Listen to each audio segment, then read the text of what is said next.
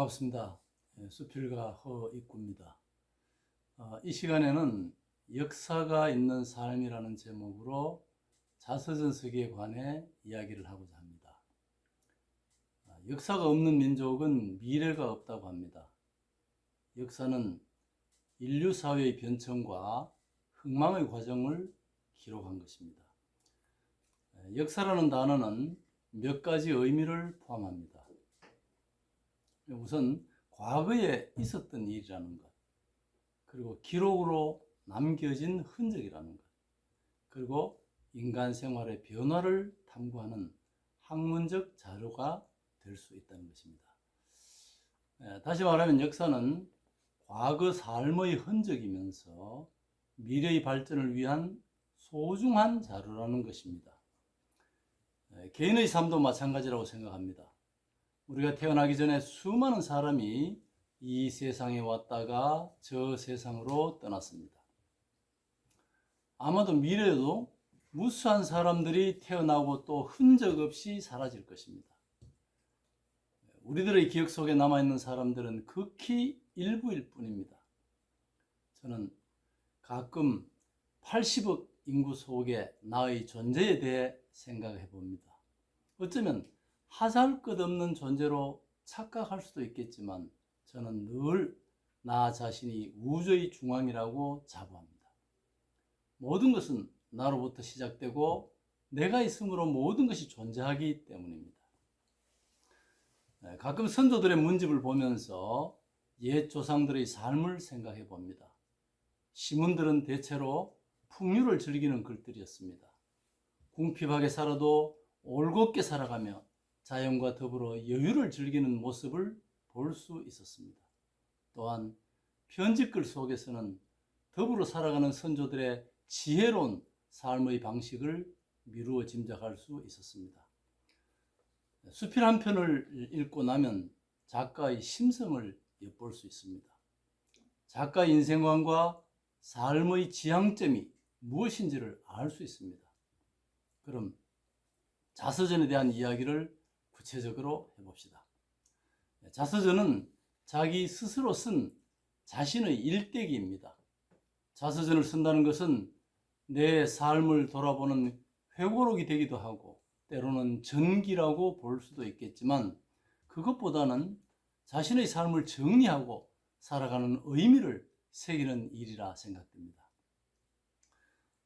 최근에 어떤 정치인의 회고록을 두고 그분의 삶이 정당했는지 반성이 있는지 시비거리가 되기도 했습니다. 이런 사건들을 보면 자서전 또는 회고록이라 해도 좋습니다. 이것은 살아오면서 잘못된 일에 대한 반성의 장이기도 하고 변명의 기회를 담는 곳이기도 한 것 같습니다. 무엇보다 자서전의 가장 중요한 의미는 내가 살아가는 이유와 내 삶의 방식이 담겨 있다는 것입니다. 이것은 후대에게는 중요한 가르침이 될 것이고 때로는 격려의 글이 되기도 할 것입니다. 그러면 자서전을 어떻게 쓸 것인가에 관한 이야기를 해보겠습니다. 한마디로 자서전은 정해진 형식이나 규칙이 없으므로 각자가 쓰기에 편한 방식을 택하면 될 것입니다. 날짜 순으로 일기를 쓰는 분들도 있고 살아온 이야기를 소설이나 수필로 써도 될 것입니다. 하지만 중요한 것은 가식적이 아닌 솔직한 자신의 이야기를 쓴다는 것입니다. 인생은 연극과 같은 것이라고 합니다. 연극에는 희극도 있고 훌륭한 비극 작품도 있습니다. 주연도 있고 조연도 있습니다.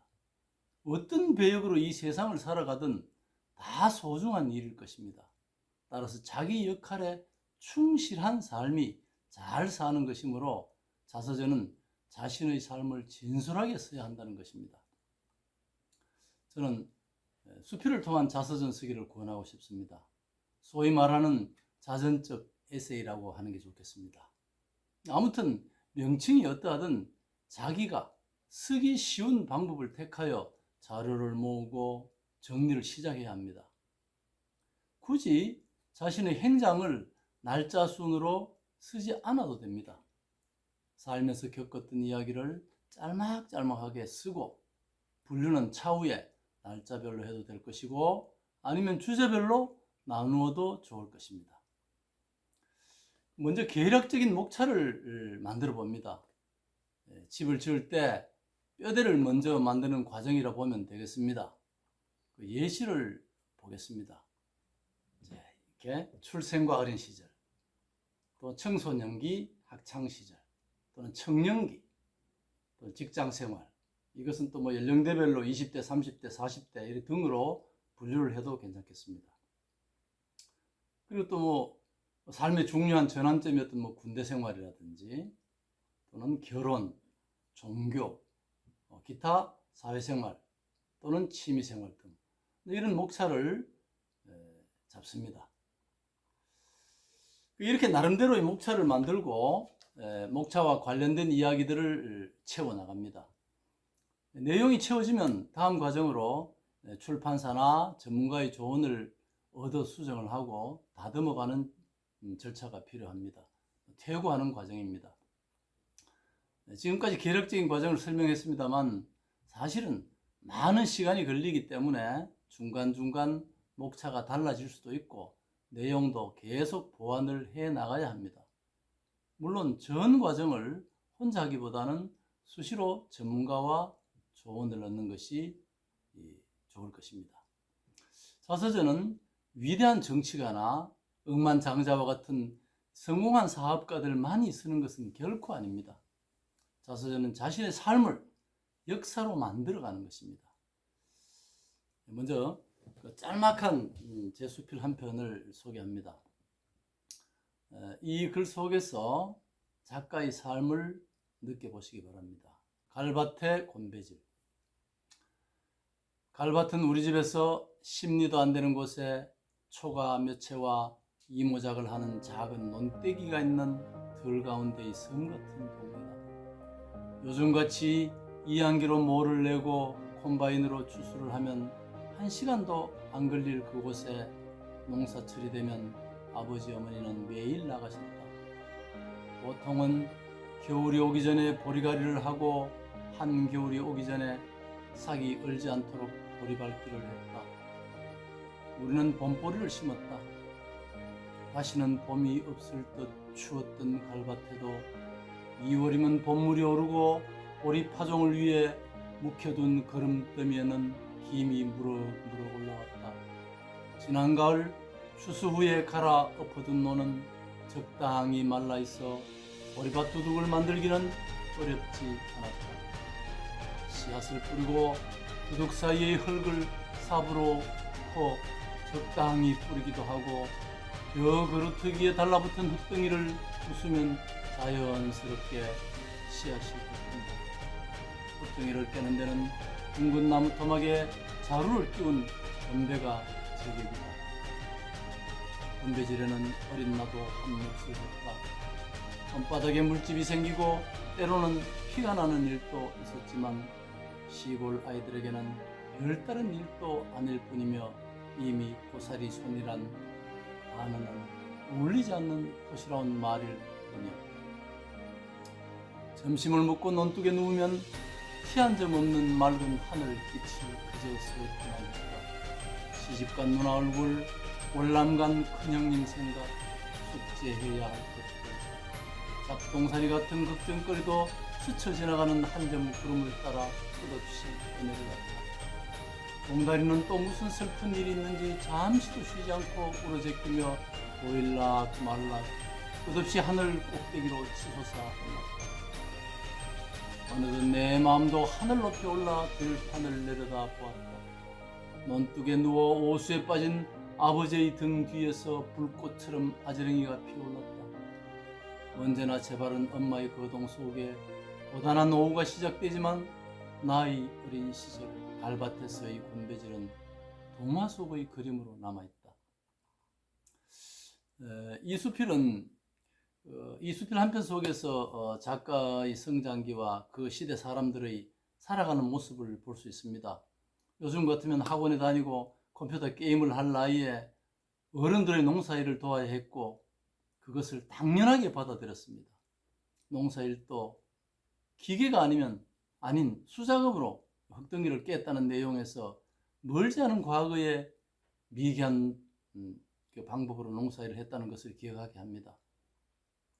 그리고 문명의 발달로 순식간에 변해버린 삶의 방식에서 가치관이 달라져 있는 모습을 엿볼 수 있습니다. 그뿐만 아니라 힘든 노동 속에서도 가족들 간의 사랑과 미래를 위해 풍성한 상상력과 꿈이 있는 반면에 문명에 찌든 지금 아이들의 불안한 정서를 대비시키게 합니다. 다시 다른 작품을 하나 보겠습니다. 시간 관계상 일부만 보도록 하겠습니다. 메콩강의 메아리. 앞부분 생략하고 중간만 보겠습니다. 처음에는 큰형님이 월남간 이야기를 친구들에게도 할 수 없었다. 군부대의 높은 사람이 지프차를 타고 집을 방문하기도 하고 학교에서 위문품으로 학용품을 전달하는 과정에서 내가 위문을 받아야 할 가엾은 아이 같은 생각에 고개를 들지 못했다. 게다가 어머니는 수시로 큰아들 걱정을 하며 눈물을 흘리시니 나도 덩달아 슬프기만 했다. 그 후에도 편지가 도착할 때마다 어머니의 눈물은 그치지 않았다. 월급 봉투가 오면 돈을 찾아오는 일은 내가 했다. 어떤 때는 우체국의 돈이 모자라 오후에 오라고 한 적도 있었다. 우체국 잔고를 다 틀어도 안 될 만큼 큰 돈일 줄은 미처 몰랐다. 그렇게 나의 영웅이었던 큰형님은 매달 월급 봉투와 편지를 함께 보내왔다. 지금 생각하면 중학교 1학년이었던 나에게 그 큰 돈을 찾아오라고 한 것을 보면 어머니는 오로지 아들이 살아있다는 소식 외에는 아무런 관심이 없었던 것 같았다. 한 번도 돈이 얼마 왔느냐를 먼저 물어본 적은 없었다. 매일 새벽 해가 오르기 전 장독대 위에 정화수를 올려놓고 두 손을 모아 비는 모습은 기도 말고는 할 수 있는 게 없는 어머니의 간절한 절규 같았다. 월급 봉투가 들어있는 편지가 온 다음 날은 더욱 정성껏 음식을 지어 정화수와 함께 기도를 올렸다. 오랫동안 옆에서 지켜보아 온지라 혼자서도 대충은 따라할 수가 있을 것 같다. 아이고 조상님들, 성주님, 시조님들 우리가 무엇을 알겠습니까? 아무튼 우리 대주님 점점점점 월남간 우리 큰아들 그저 아무 탈 없이 돌아오도록 해주시고 등등등 우리 둘째 우리 막내 아들 점점점 이 모두가 조상님들 덕인 줄 아오니 무슨 말이 그렇게도 많은지 어머니 고댁은 그렇게 빌고 나면 한결 얼굴이 밝아졌다. 그것은 형님이 집으로 돌아오는 날까지 계속되었다. 아마도 큰형님이 건강하게 귀국한 것은 어머니의 정성이 크게 한몫했을 것이다. 이 글 속에는 이제 월남 전쟁에 관한 역사를 되돌아볼 수 있고 또 모든 어머니의 자식에 대한 사랑과 애타는 심정을 느끼게 합니다. 월남으로 파병간 젊은 군인들의 피의 대가로 산업화를 이루어내었던 과거를 기억하게 합니다. 이렇게 글 한편 속에는 작가뿐만 아니라 그 당시의 세태를 돌아볼 수 있습니다. 이와 같이 각자 이야기를 몇십 편 정도 모으면 작가의 살아온 인생 전반을 다 들여다볼 수 있습니다. 이런 짤막한 글 속에서도 작가의 삶을 알 수 있지만 이런 글들이 없으면 흔적 없이 역사의 뒤안길로 사라지고 말 것입니다. 자서전서기를 통하여 젊은 분들은 삶을 계획하는 과정이 될 것이고 나이가 많으신 분들은 지나온 시절을 정리하여 마무리하는 과정이며 못다한 일들은 유언이 되기도 하고 후대를 위한 나침판이 되기도 할 것입니다. 자신의 글을 남기는 것은 역사가 있는 인생을 살아가는 것입니다. 수필을 통한 자서전서기 조금도 어렵게 생각하지 마시고 지금 바로 시작하시기 바랍니다. 감사합니다. 안녕하십니까. 수필가 이전아입니다. 수필은 자기 체험의 글이기 때문에 작품에 품격이 있어야 한다고 생각합니다. 현대에 들어 수필은 가장 인간적인 문학 장르로서 현대인의 질병을 치유할 대안으로 공감대를 넓혀가고 있습니다. 이것은 수필이 진솔한 자기 고백과 특유의 품격미를 추구하면서 바람직한 인간상을 지향하는 장르적 속성 때문입니다. 특히 수필의 서정적 품격미는 풍부한 감정과 정서를 불러일으키는 작품에서 찾을 수 있을 것입니다. 이러한 서정성은 인물이 지니는 성격이나 인성적 특성 외에도 이야기와 사건의 배경이 조성해주는 분위기와 화자의 말을 통해서 창조될 수 있습니다. 수필의 서정적 품격미는 단지 아름다운 배경이 주는 서정성이나 인물이 지닌 단순한 감정적 태도에 의해서만 달성되지 않습니다. 서정적 요소들이 수준 높은 예술성을 고양시키는 구조 요소로 작용할 때 한층 고상한 심리성이 생겨날 수 있습니다. 다시 말해 서정성이 작품의 주제를 깊이와 무게를 더하며 예술성을 높여서 작품적 가치를 고양시킬 수 있을 때 품격이 돋보이며 서정성과 서사성을 조화롭게 합류할 수 있을 것입니다.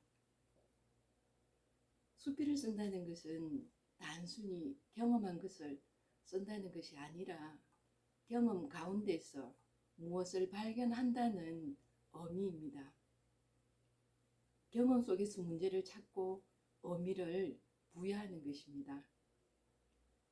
경험에서 수필 창작이 시작하는 것은 사실이지만 경험한 것을 그대로 글로 옮겨 놓는다면 그것은 수필이 될 수 없는 것입니다. 물론 경험 자체가 그대로 옮겨져서 좋은 글이 될 수 있을 정도로 문학적 사건이 된다면 그 이상 좋은 재료가 어디 있겠습니까만 경험의 내용이 문학이 되려면 경험을 자기의 것으로 성화시켜야 합니다. 성화된 것에서 무엇인가를 발견할 수 있다면 그것은 체험입니다. 문학이 되고 안 되고는 발견에 달려 있다고 봅니다. 아무리 엄청난 진실이 숨어 있다 하더라도 자신이 모르고 지나치면 하찮은 것이 되고 아주 사소한 일이라도 자신이 거기에서 큰 의미를 발견할 수 있으면 소중한 것이 되는 법입니다. 따라서 경험 자체가 중요하다거나 하찮다는 것이 아니라 그 경험에서 무엇을 발견했느냐에 따라 경험의 가치가 달라집니다. 수필 창작에 있어서는 발견된 것을 제시하면서도 독자가 그것 이상의 것을 상상할 수 있도록 문학적으로 잘 행상화하는 것이 중요합니다. 문학의 언어가 목적하는 것은 전달의 차단이고 차단된 언어가 요구하는 것은 감동이기 때문입니다. 문학에서 감동이란 연상과 상상의 중요한 길을 걸어가는 것입니다. 수필은 자신이 발견한 글감으로 바로 수필을 써서는 곤란하죠. 그것과 가장 유사하되 참신한 다른 재료로 글감을 다시 봐서 미적 정서가 생겨나도록 변형하고 보수해야 진정한 수필이 탄생될 것입니다. 그래서 삼라만상이 다 수필의 소재가 될 수 있지만 수필가의 독특한 향취가 없다면 독자를 매료시킬 수는 없는 것이 수필입니다.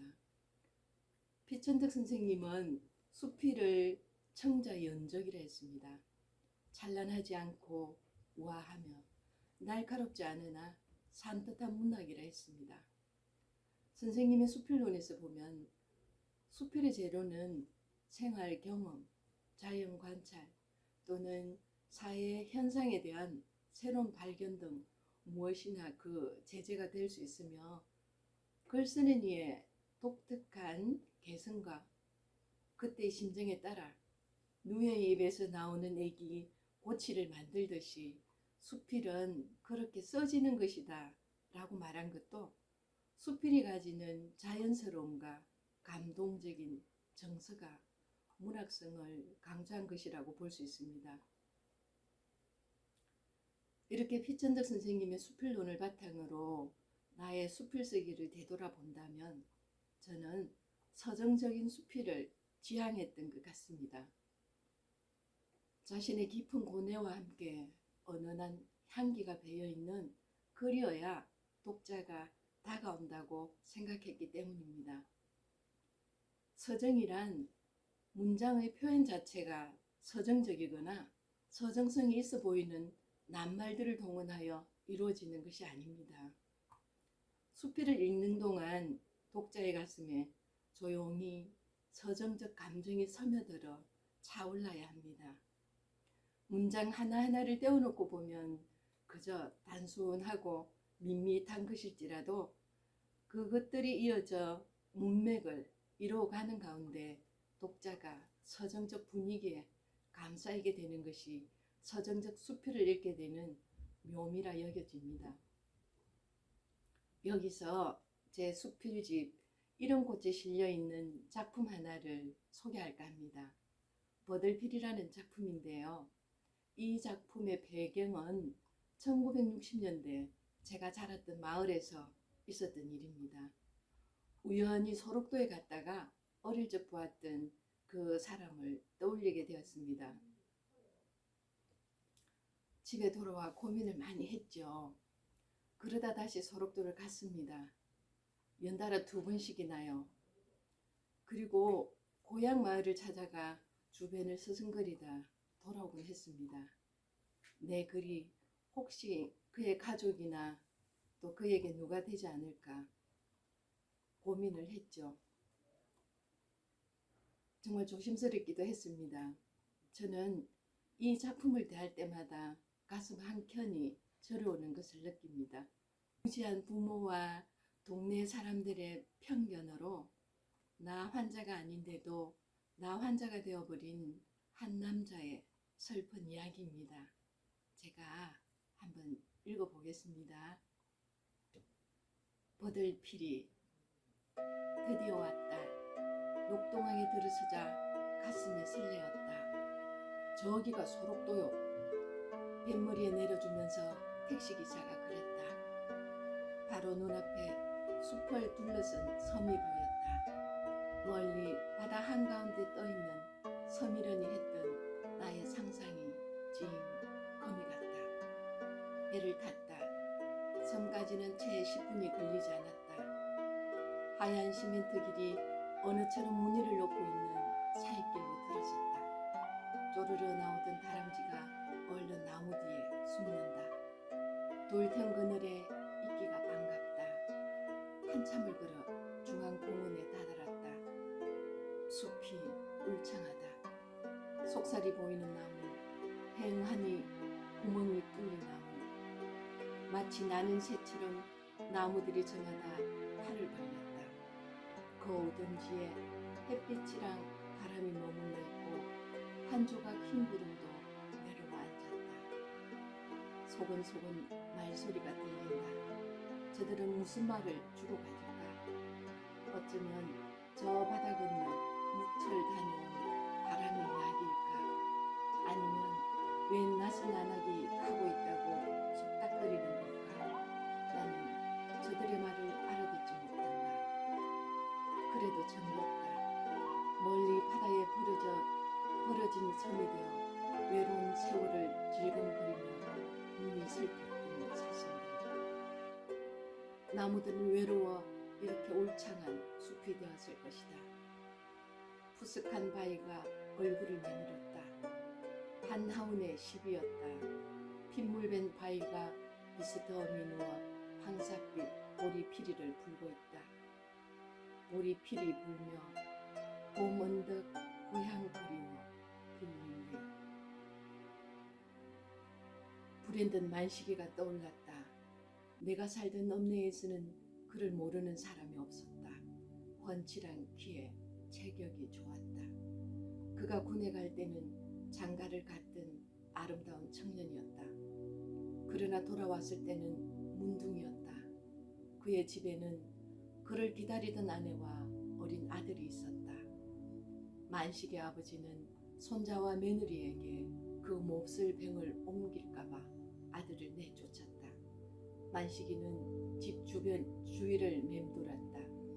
그러다 아버지에게 들켜 매를 맞고 쫓겨나기를 거듭했다. 만식이는 무법자 같은 모습이었다.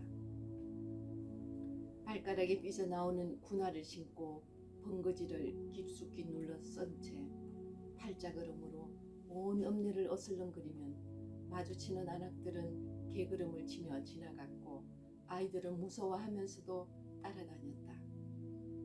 만식아, 만식아 이름을 부르며 돌을 던지기도 하고 간 큰 아이들은 기다란 짝대기로 번거지를 툭툭 건드렸다. 그래도 그는 웃는 아지였다. 종다리가 보리랑을 폴폴 넘나들므로 부들피리 소리가 달빛을 타고 마을로 흘러들었다. 피리 소리는 봄 안악들의 고달픈 잠을 깨우며 아지랑이처럼 속을 헤집었다. 만식이가 집동 깊숙이 몸을 묻고 버들피리를 불었던 것이다. 달 밝은 밤에는 이석하도록 불었다. 그럴 때면 그의 아내는 자기 집 뒷안에 나와 허수아비처럼 서 있었다. 또 나왔을까? 피리 소리가 들리면 동네 안악들은 만식이 각시를 보러 갔다. 7살 가시나였던 나는 흰 소복 차림의 여인을 그때 처음 보았다. 달빛이 흰 치마에 길게 쏟아지는 여인의 모습에서 나는 눈을 떼지 못했다. 그 푸르스름해 보이던 가느린 개기스러움이 지금도 생생하다.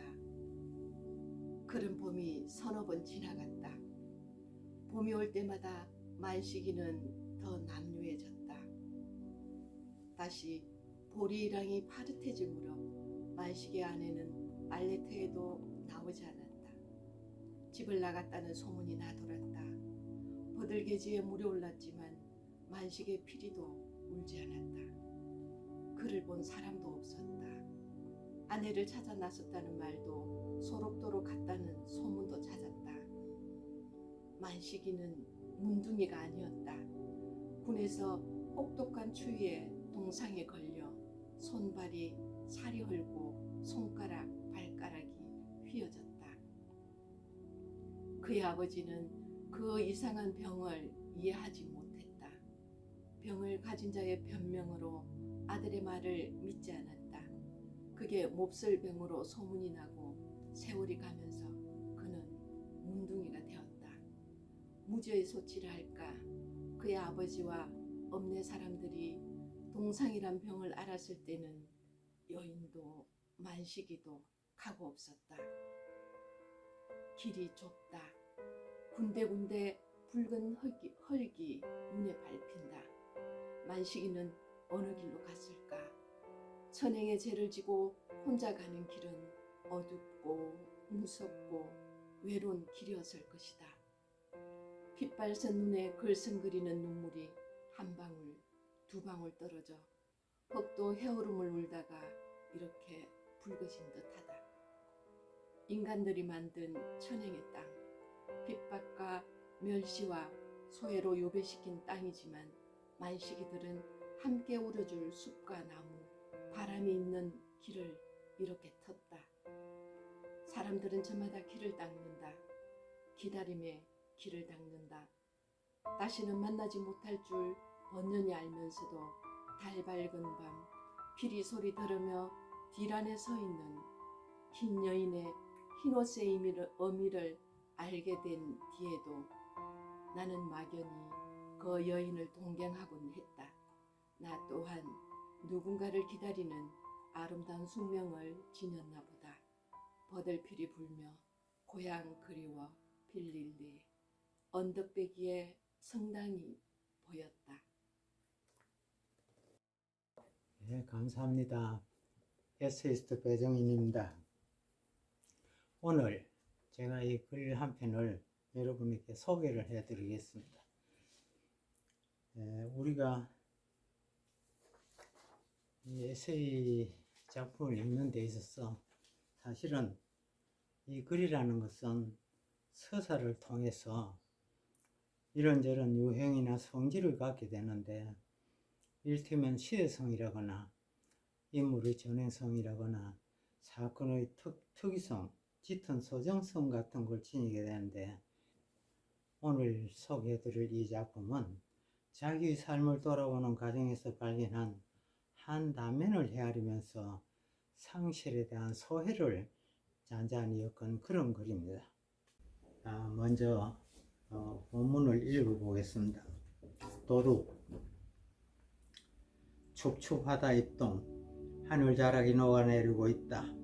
어제도 그제도 이렇게 젖은 회색이 내렸다. 가라앉은 세상. 아무것도 구분이 되지 않은 그 어느 옛날에도 우주는 이렇게 회색의 우중에 있었을 것이다. 하늘과 땅이 갈라지지 않는, 나무가 보이지 않는 잿물에 침잠된 그 홍원함, 시작도 끝도 없어 보이는 궁창, 그것은 풍화작용과 같은 진행 중 상황이다. 개 짖는 소리. 개가 짖고 있다. 도둑이 안을 넘보는가, 울타리를 넘어 슬금 기어드는가. 콩콩. 저 네 집에 개가 짖는지 나는 알 바가 없는 것 같다. 알아서 못하는가. 그런데 자꾸 짖는다.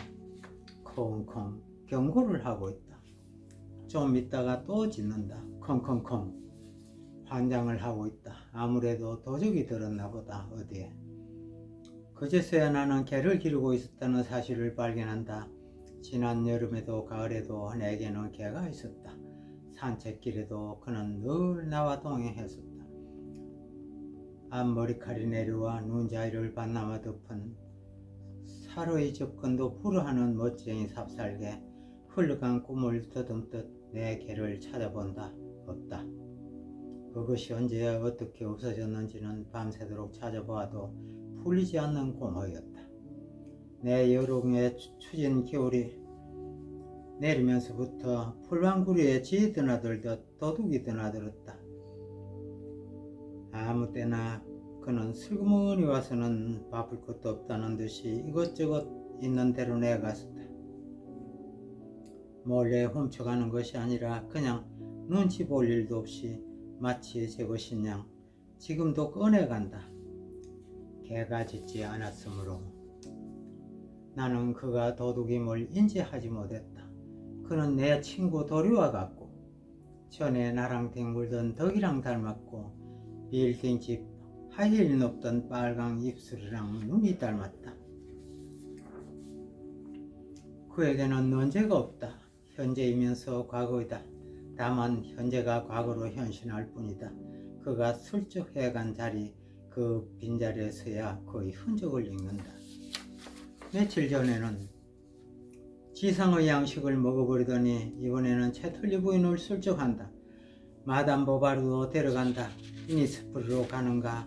노노도 소요유도 내 영혼이 따뜻했던 날들을 아예 통째로 한 입에 먹어버린다. 100년의 고독을 보쌈하고 완화삼을 입고는 내가 만들어 놓은 픽셀 큐의 지문도 호주머니에 슬그머니 집어넣는다. 마치 다시 가져다 놓을 것처럼 조금도 거리낌 없이 이것이냐 저것이냐 드디어 소유의 종말에 오는가. 휴머니즘의 패스트를 앓으며 신라군에 떨어지더니 장미의 이름으로 총을 울리며 바람과 함께 사라져버렸다. 그러고 보니 자유의 종 길이 보이지 않는다. 젊은 사자들은 어디로 갔나. 별도 소낙부에 쓸려가고 붉은 와인의 시간이 풍상을 나르며 역사를 쓰고 있다. 미로다. 찾아야겠다. 그리 싶어 뒤를 밟았다. 콩알만한 간을 달랑거리며 정말로 도둑 고양이처럼 따라갔다. 도둑의 집에는 살인문이 없다. 훌쩍. 도둑은 제 집도 담을 넘어간다. 나는 모가지를 뽑아 담장 구멍에다 눈을 비벼 넣는다. 아, 저기 있다. 내가 늘 있다. 나를 마당가에다 방치하다니 슬그머니 운이 솟는다. 도둑에게도 지키는 개가 있단 말인가. 개가 짖는다. 캥캥. 도둑의 개가 나를 짖는다. 저것이 본래는 내 것이었거늘 헌데 이상하다. 온통 초콜릿에 젖어 있다. 내가 초콜릿에 깨 먹기 버렸단 말인가. 내 눈이 둥그레지는 눈치를 챘는지 개가 한층 세게 짖는다. 도둑의 개가 오히려 지조론을 물고 정말 개같이 캥캥거린다. 남의 것을 훔치려는 도둑으로 나를 낙인 찍거대. 나는 도망치지 않으면 안 되었다. 파출소. 언제나 그 안의 풍경은 병색이다. 끈적거리는 페인트에 눅눅한 먼지가 주고 있다. 실물을 증명할 수 없는 물증에 대해서 파출소는 아예 믿을 염이 없다. 나를 훔쳐갔다니까요. 이봐요. 코미디 그만하고 얼른 가세요. 도둑이 대접받는 사회에 나는 쫓겨났다. 바보같이 이걸 안 가져갔다. 그것들은 돈도 안 되는 건데 그래도 가져가려면 이걸 가져가야 하는 것이다. 다른 것보다는 많이 비싼 거니까 최소한 라면 한 그릇 값은 수월이 될 것이기 때문이다. 그걸 모를 리 없는 도둑이련만 하필이면 인생이란 무엇인가를 남겨놓았다. 따로 무슨 속내라도 있다는 듯이 그것이 얼마나 골치 아프게 무거운가를 녀석도 아는 것이라. 하지만 그것도 언제 슬쩍 해버릴지 그 속을 나는 모른다. 인생이란 무엇인가? 이 녀석은 한평생 내 몸뚱이를 차지하고 있었지만 한 번도 일어서서 서성거린 적이 없다. 언제나 뻗어져 거만을 떨며 누워있다. 천년의 보물지도 길을 허락하지 않는 오만으로 공자도 칸트도 심지어 석가도 예수도 비웃는다. 회색의 누리에 서서 나는 아직도 그가 슬쩍 해가지 않은 이 누운 팔자 두루마리의 가필 것이나마 제대로 읽어봤으면 하는 충동을 두드린다. 검은 9시가 가까이 오고 있음에 쓸쓸하다. 빛나는 눈 들어 저 어두운 하늘 째려보는 내 방을 지키는 개는 어디서 뭘 하는가. 개 짖는 소리, 개소리로 듣지 말아야 하는 것을. 아직 안 가져간 내 이름 선어자. 인생이란 무엇인가. 이거라도 도둑 맞지 않으려면 누운 버릇 두고 잠들지 않는 사촌왕처럼 나를 향해서 짖는 내 호호한 가슴에 삽살개 한 마리는 키워야 하거늘 발목이 시도록 하늘자락이 짖고 있다. 이 글의 첫머리는 좀 무겁고 울적합니다. 입동날 비가 오고 비 오는 모습이 그냥 추적추적 쓸쓸하게 오다 말다가 또 아니고 온 대지가 축축하게 젖어 있는 모습이 하늘이 녹아내리는 것 같았고 그 느낌을 표현하고 있습니다. 이 설정된 환경은 화자의 심리 상태를 표현하는 것으로 이 춥춥한 회색 분위기가 글의 이면에 흐르는 배경입니다. 글이 어떤 분위기를 풍기느냐는 매우 중요한 요소입니다. 인생이란 회색의 다지를 가는 미안스러운 길이라는 막연하지만 그런 개념이 화자의 마음에 잠재되어 있음을 보여줍니다. 이 글에는 개가 3마리 나오는데 우선 개 짖는 소리를 듣습니다. 개 짖는 소리가 콩, 컹컹, 컹컹컹 점점 커지면서 다급해집니다. 이 장면은 마치 사유의 문을 여는 노크와 같은 구도입니다. 앞 단락이 분위기라면 여기는 현실로 들어가는 사실상 도입부인 것입니다. 개 짖는 소리는 이 글의 화자이면서 주인공인 내게 도둑을 떠올리게 하고 기르는 개가 있었다는 걸 깨닫게 합니다. 그 개가 삽살개였다는 것도 상기하는데 여기서 삽살개는 의미 있는 선택이라 할 수 있습니다. 아시다시피 삽살개는 우리나라 토종개입니다. 진돗개, 풍산개와는 달리 집 지키는 개죠. 이 개는 애정 때 애인들이 멸종시켰는데 개가 덩치가 크고 털이 길어서 애군들 군용 방한복 만드느라 다 잡아갔어요.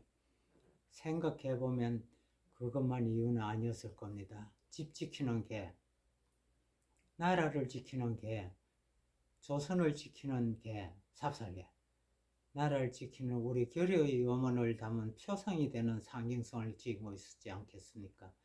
이 나라를 찬탈해가는 애인들에게는 섬뜩하도록 싫은 개였을 겁니다.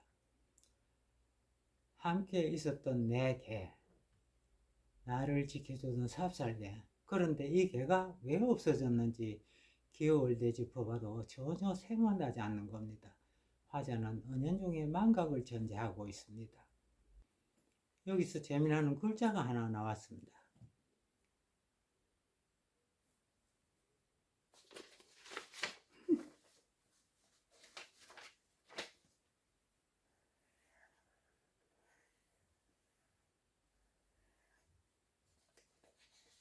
좀 서툴지만 이런 식의, 이게 사실은 완전을 표시하는 기호지요. 화자가 이걸 자기만의 예술 코드로 사용하고 있습니다.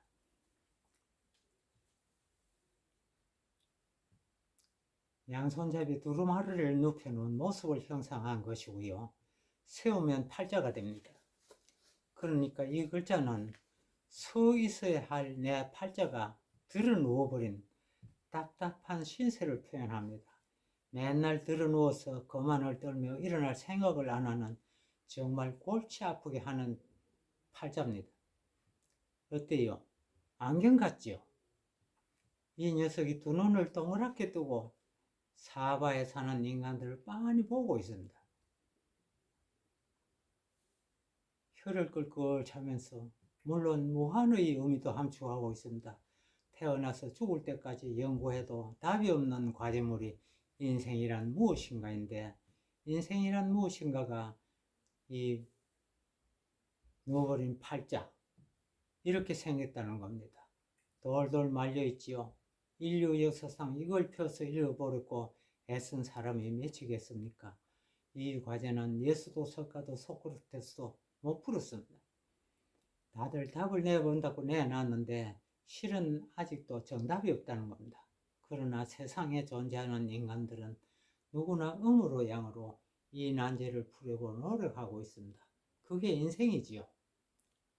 자, 여기 아주 중요한 이제 도덕의 실체를 드러내는 문장이 하나 있습니다. 그에게는 언제가 없다. 현재이면서 과거이다. 다만 현재가 과거로 현신할 뿐이다. 이렇게 되어 있습니다. 여기서 도덕의 실체를 언급하고 있는데요. 이 도덕은 언제가 없습니다. 언제 와서 훔쳐간다거나 언제 훔치러 간다거나 이 시제가 없어요. 어젯밤에 도둑이 들었다거나 하는 화자는 도둑의 실체를 현재면서 과거라고 했습니다. 여기서 도둑은 사람이 아니라 세월이라는 걸 말하고 있는 겁니다. 세월이라는 게 내가 놓아버리고 싶지 않은 걸 모두 다 가져갔다.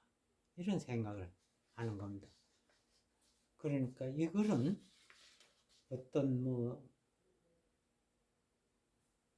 문학적인 어떤 코드, 그러니까 도둑, 그 다음에 비 오는 날 비, 입동, 개,